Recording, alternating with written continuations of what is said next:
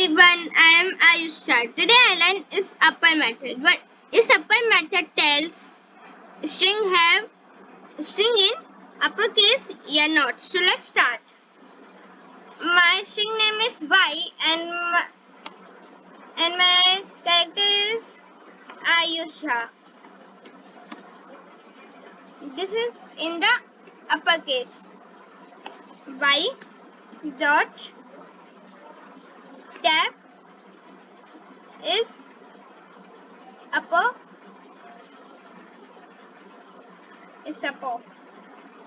True. The string is in uppercase. I write then Ayush. I write in lowercase Ayush Cha.